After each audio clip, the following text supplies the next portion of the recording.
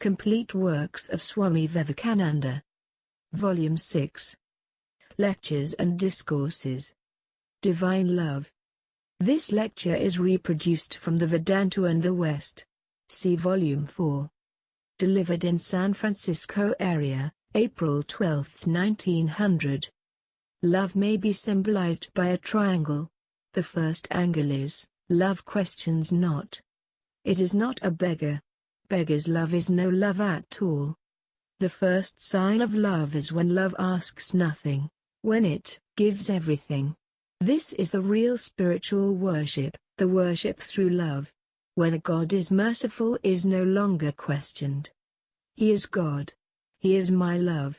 Whether God is omnipotent and almighty, limited or unlimited, is no longer questioned. If he distributes good, all right. If he brings evil, what does it matter?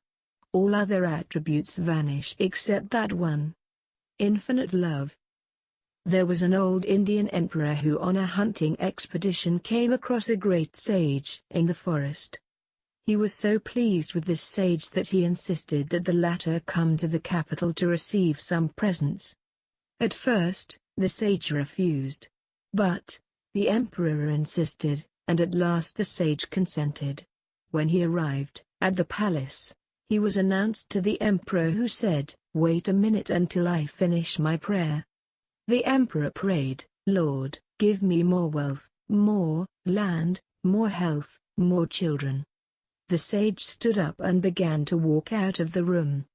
The emperor said, "You have not received my presents."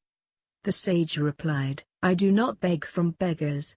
All this time you have been praying for more land, for more money, for this and that. What can you give me? First satisfy your own wants." Love never asks. It always gives. When a young man goes to see his sweetheart, there is no business relationship between them. Theirs is a relationship of love, and love is no beggar. In the same way, we understand that the beginning of real spiritual worship means no begging. We have finished all begging. Lord, give me this and that. Then will religion begin. The second angle of the triangle of love is that love knows no fear. You may cut me to pieces, and I will still love you. Suppose one of your mothers, a weak woman, sees a tiger in the street snatching your child. I know where you will be. You will face the tiger. Another time a dog appears in the street, and you will fly. But you jump at the mouth of the tiger and snatch your child away. Love knows no fear. It conquers all evil. The fear of God is the beginning of religion, but the love of God is the end of religion. All fear has died out. The third angle of the love triangle is that love is its own end. It can never be the means. The man who says, "I love you for such and such a thing," does not love. Love can never be the means. It must be the perfect end. What is the end and aim of love? To love God, that is all. Why should one love God? There is no why, because it is not the means. When one can love, that is salvation, that is perfection, that is heaven. What more? What else can be the end? What can you have higher than love? I am not talking about what every one of us means by love. Little namby-pamby love is lovely. Man rails in love with woman, and woman goes to die for man. The chances are that in 5 minutes John kicks Jane, and Jane kicks John. This is a materialism and no love at all. If John could really love Jane, he would be perfect that moment. His true nature is love. He is perfect in himself. John will get all the powers of yoga simply by loving Jane, although he may not know a word about religion, psychology, or theology. I believe that if a man and woman can really love, they can acquire all the powers the yogis claim to have, for love itself is God. That God is omnipresent, and, therefore, you have that love, whether you know it or not. I saw a boy waiting for a girl the other evening. I thought it a good experiment to study this boy. He developed clairvoyance and clairaudience through the intensity of his love. 60 or 70 times he never made a mistake, and the girl was 200 miles away. He would say, "She is dressed this way," or, "There she goes. I have seen that with my own eyes." This is the question. Is not your husband God, your child God?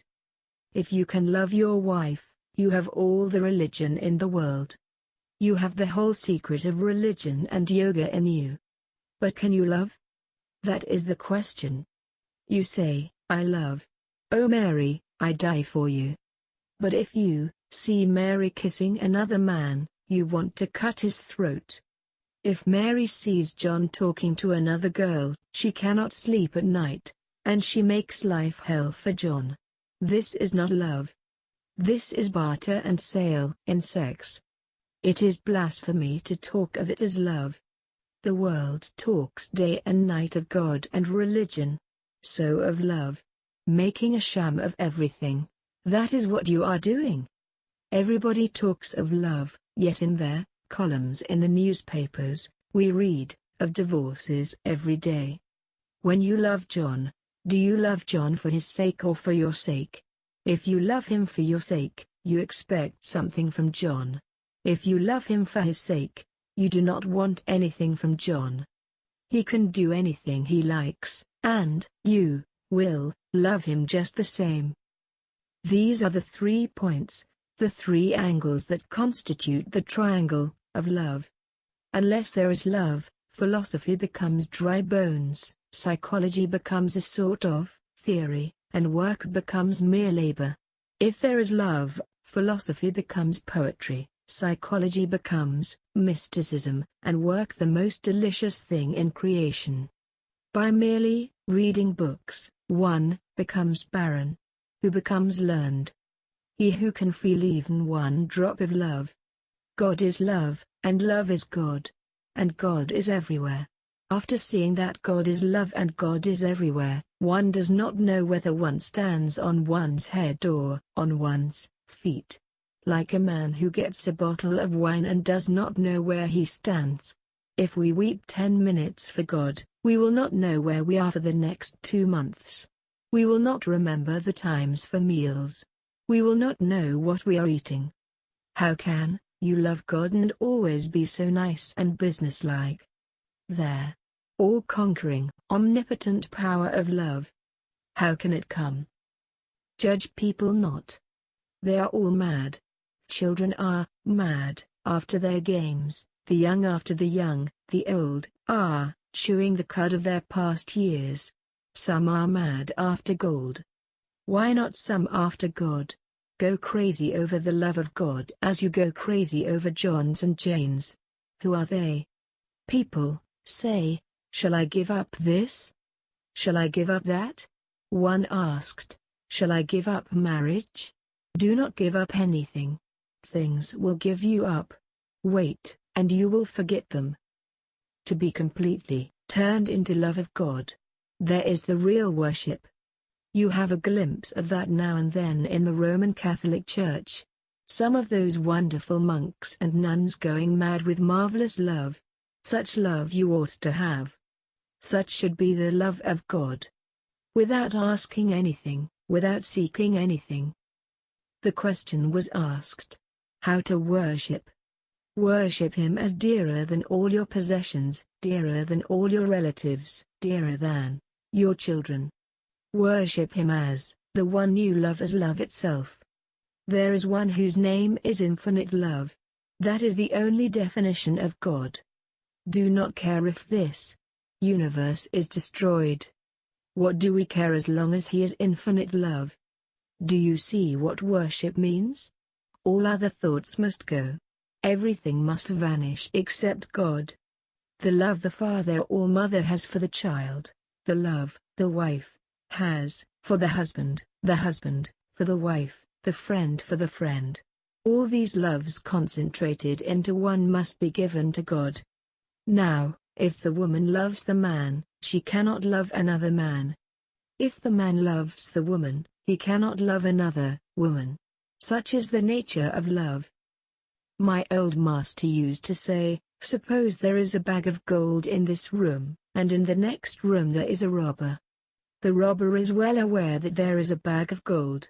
Would the robber be able to sleep? Certainly not. All the time he would be crazy thinking how to reach the gold.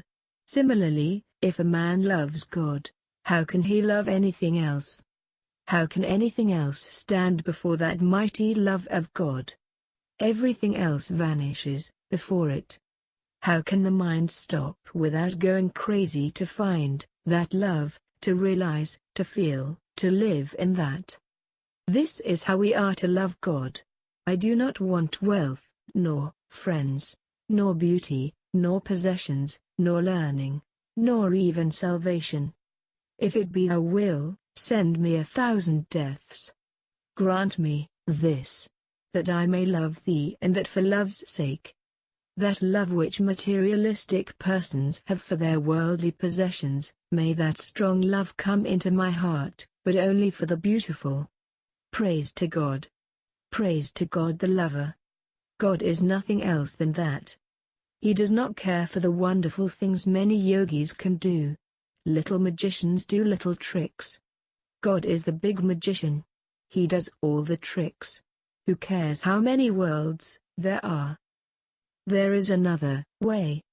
It is to conquer everything, to subdue everything, to conquer the body and the mind. What is the use of conquering everything? My business is with God, says the devotee. There was one yogi, a great lover. He was dying of cancer of the throat. He was visited by another yogi, who was a philosopher. The latter said, "Look here, my friend, why don't you concentrate your mind on that sore of yours and get it cured?" The third time this question was asked, this great yogi said, "Do you think it possible that their mind, which I have given entirely to the Lord, can be fixed upon this cage of flesh and blood? Christ refused to bring legions of angels to his aid. Is this little body so great that I should bring 20,000 angels to keep it 2 or 3 days more? From the worldly standpoint, my all is this body. My world is this body. My God is this body. I am the body. If you pinch me, I am pinched. I forget God the moment I have a headache. I am the body. God and everything must come down for this highest goal, the body. From this standpoint, when Christ died on the cross and did not bring angels to his aid, he was a fool. He ought to have brought down angels and gotten himself off the cross. But from the standpoint of the lover, to whom this body is nothing, who cares for this nonsense? Why bother thinking about this body that comes and goes? There is no more to it than the piece of cloth the Roman soldiers cast lots for. There is a whole gamut of difference between the worldly standpoint and the lover's standpoint. Go on loving. If a man is angry, there is no reason why you should be angry. If he degrades himself, that is no reason why you should degrade yourself. Why should I become angry just because another man has made a fool of himself? Do thou resist not evil. That is what the lovers of God say. Whatever the world does, wherever it goes, has no influence on them. One yogi had attained supernatural powers. He said, "See my power. See the sky. I will cover it with clouds." It began to rain. Someone said, "My Lord, you are wonderful. But teach me that, knowing which, I shall not ask for anything else. To get rid even of power, to have nothing, not to want power." What this means cannot be understood simply by intellect. You cannot understand by reading thousands of books. When we begin to understand, the whole world opens before us. The girl is playing with her dolls, getting new husbands all the time. But when her real husband comes, all the dolls will be put away, forever. So, with all these goings on here, when the sun of love rises, all these play sons of power and these cravings all pass away. What shall we do with power? Thank God if you can get rid of the power that you have. Begin to love. Power must go. Nothing must stand between me and God except love. God is only love and nothing else. Love first, love in the middle, and love at the end. There is the story of a queen preaching the love of God in the streets. Her enraged husband persecuted her, and she was hunted up and down the country. She used to sing songs describing her love. Her songs have been sung everywhere. With tears in my eyes, I nourished the everlasting creeper of love. This is the last, the great goal. What else is there? People want this and that. They all want to have and possess. That is why so few understand love, so few come to it. Wake them and tell them. They will get a few more hints. Love itself is the eternal, endless sacrifice. You will have to give up everything. You cannot take possession of anything. Finding love, you will never want anything else. Only be thou my love forever. That is what love wants. My love, one kiss of those lips. For him who has been kissed by thee, all sorrows vanish. Once kissed by thee, man becomes happy and forgets love of everything else. He praises thee alone and he sees thee alone. In the nature of human love even, there lurk divine elements. In the first moment of intense love the whole world seems in tune with your own heart. Every bird in the universe sings your love. The flowers bloom for you. It is infinite, eternal love itself that human love comes from. Why should the lover of God fear anything? Fear robbers, fear distress, fear even for his life? The lover may go to the utmost hell, but would it be hell? We all have to give up these ideas of heaven and hell, and get greater love. Hundreds there are seeking this madness of love before which everything but God vanishes. At last, love, lover, and beloved become one. That is the goal. Why is there any separation between soul and man, between soul and God? Just to have this enjoyment of love. He wanted to love himself, so he split himself into many. This is the whole reason for creation, says the lover. We are all one. I and my Father are one. Just now I am separate in order to love God. Which is better? To become sugar or to eat sugar? To become sugar, what fun is that? To eat sugar. That is infinite enjoyment of love. All the ideals of love. God, as our Father, Mother, Friend, Child, are conceived in order to strengthen devotion in us and make us feel nearer and dearer to God. The intensest love is that between the sexes. God must be loved with that sort of love the woman loves her father. She loves her mother, she loves her child. She loves her friend. But she cannot express herself all to the father, nor to the mother, nor to the child, nor to the friend. There is only one person from whom she does not hide anything. So with the man. Their husband-wife relationship is the all-rounded relationship. The relationship of the sexes has all the other loves concentrated into one. In the husband, the woman has the father, the friend, the child. In the wife, the husband has mother, daughter, and something else. That tremendous complete love of the sexes must come, for God. That same love with which a woman opens herself to a man without any bond of blood. Perfectly, fearlessly, and shamelessly. No darkness. She would no more hide anything from her lover than she would from her own self. That very love must come, for God. These things are hard and difficult to understand. You will begin to understand by, and all idea of sex will fall away. Like the water drop on the sand of the river bank on a summer day, even so is this life and all its relations. All these ideas, like He is the creator, our ideas fit for children. He is my love, my life itself. That must be the cry of my heart. I have one hope. They call thee the Lord of the world, and, good or evil, great or small, I am part of the world, and thou art also my love. My body, my mind, and my soul are all at thy altar. Love, refuse these gifts not. Vedanta and the West, September-October 1955. If you like this video, please like, share, subscribe and comment.